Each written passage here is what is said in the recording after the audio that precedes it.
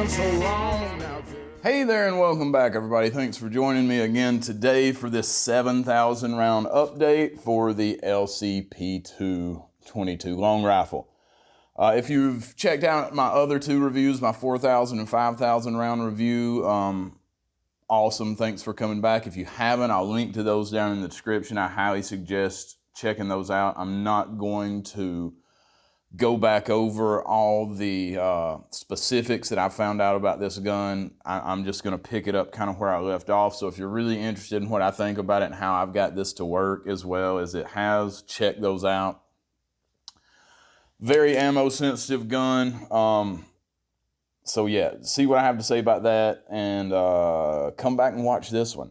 So with this update here, this 7,000 round update, I've put a lot of rounds through this gun, trying to get it to fail in every way that I could since I had such a good response to those first two videos. I've tried some new ammos through it. I've tried every ammo that I could get a hold of, some with really good success, some were just horrible failures. Today, I put 550 rounds through this gun. And at this point, I've come to understand that there's definitely some ammo that just doesn't work. One that I tried recently that absolutely does not work with the LCP II 22 long rifle is the Remington Viper ammo. I've shot it through a couple of other 22 rifles that I have, and it's done pretty good. And it's a really high velocity round. It sounds cool, like it should be a really good working, I don't know, self-defense ammunition, or you know, I'm sure it would do good against a possum or something in the backyard that was trying to get into your trash or your chickens or something. But it did not run really at all through this pistol. I mean, I don't think I got 2 rounds through it cleanly, period. Which was a surprise. It's disappointing. I've had a few failures with mini mags lately with this gun.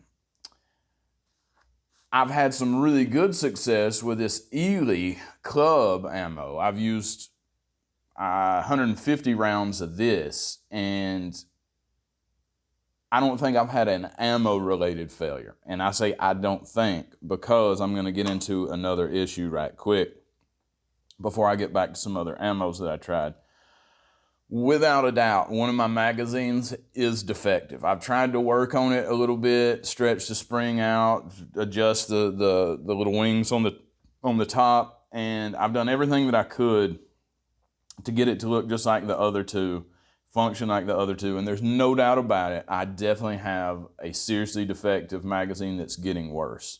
I marked it in every failure that I've had in the last 2,000 rounds since my last update. Every single failure that I've had to fire that was not strictly ammo related was directly related to that magazine. So check your mags, get a few of them. They're relatively inexpensive. You may have to go through a few before you find several that'll work. But I definitely have one that no matter what I've done to it, it is causing failures to feed. And that's, you know, you don't want that with any firearm. It's really just kind of a pain in the ass. So check that out. I'm going to replace mine. I'm going to get 2 new ones and just see how those 2 guys work. But out of the 550 rounds I put through today, I put 2 boxes of Aguila through it and had 0 failures with the 2 magazines that I have working. And I put 50 more rounds of this Ely through it. And again, outside of that one magazine, everything ran just fine. These Norma TAC 22 rounds, I've had no success with. The gun did not like those at all. The Federal Punch, it did not really like those either. They have a longer case like the Stingers do. And I think that longer case, of course, is what they pack full of powder. They use the longer case, so that I think they can get more powder in there to get a higher velocity. And in a 22 revolver, man, those things would probably be cool. They're loud as hellfire, but they look like a pretty mean round, and all the ballistics reports are real positive with those. And if I had a 22 revolver, I would run those. But with this gun, it did not like the Federal Punch at all.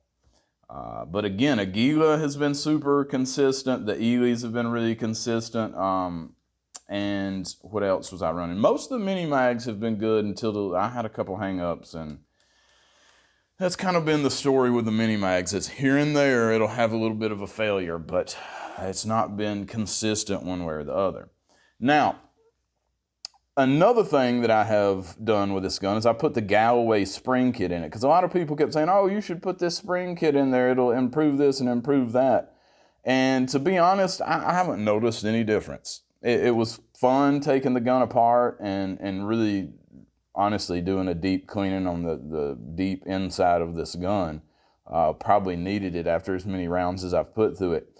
But I haven't noticed any appreciable difference between the functioning of the firearm with the Galloway Spring Kit and without. Now, you'll hear other people say pretty much the exact opposite of that. I've had a lot of comments on my videos, even talking about people who swapped those springs out and it was just a night and day difference. I have not experienced that, but again, I'm not really testing that Galloway Spring Kit. If I was putting that kit to the test through its paces, I would probably want to try it in 4 or 5 different LCP IIs, and you know, I'm not a man of means, so I can't go out there and get a whole bunch of the same gun just to shoot and tell you guys about it. I wish I could, but I don't make a dime doing this, so it's just for fun. So to recap, still really good functionality overall. I've had no breakdowns with this thing. Everything is still looking good. I put a ton of rounds through it today, and I haven't cleaned it yet. If you notice, it is a little dirty. But a lot of people say, oh, you got to clean it every 100 rounds or something like that to keep it working. I put 550 through it today just as fast as I could put them. I mean, just as hard and fast as I could roll them through there. And I'll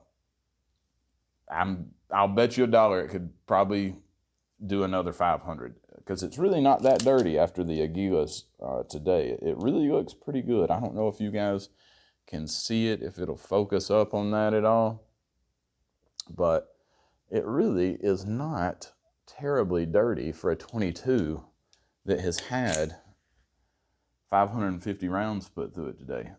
It's a great gun.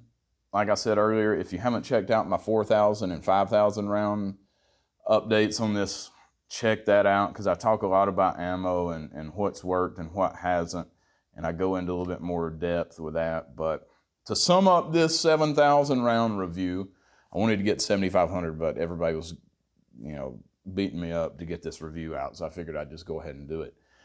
To sum up this 7,000 round review, one of my mags definitely has just outright gone bad. 2 of them are hanging in there and doing a really good job. This one in particular, I had to kind of manipulate the little wings up at the top a little bit, but it's hitting them hard right now. I mean, it's doing a good job. I've got all 3 of mine marked.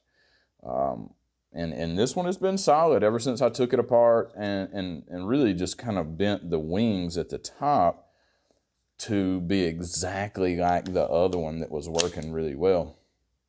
And so 500 rounds, well, I don't know exactly. I'm gonna say probably I put 475 rounds through those 2 magazines today, because right away I could tell that the other one was malfunctioning.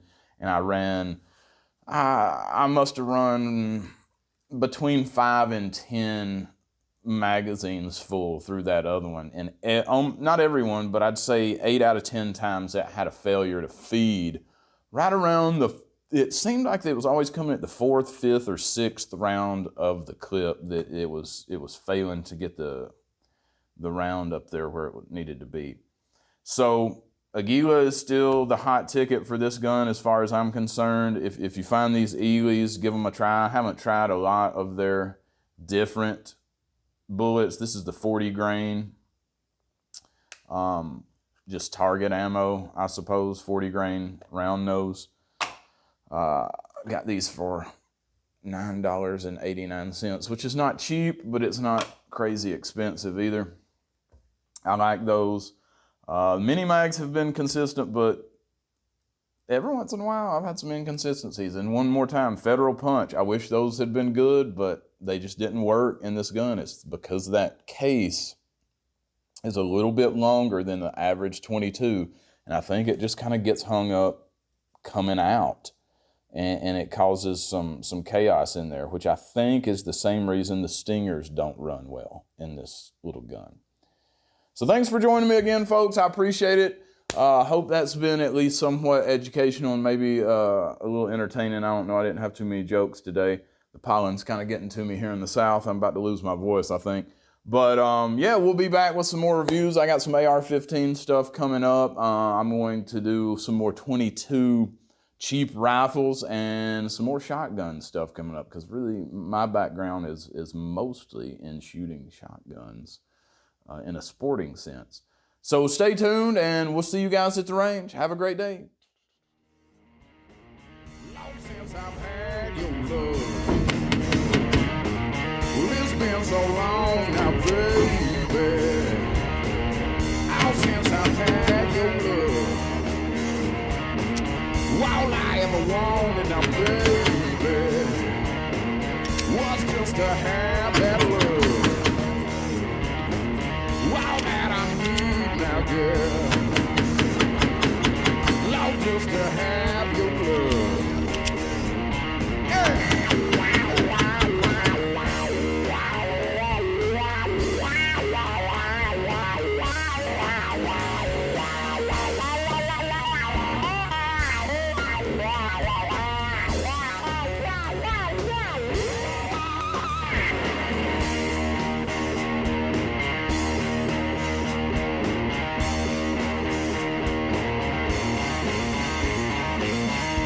I remember now, baby,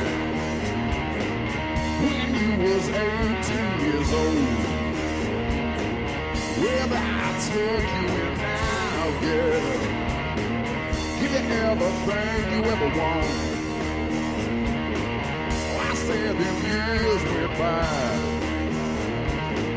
and I guess your love grew cold. You left me there now, baby.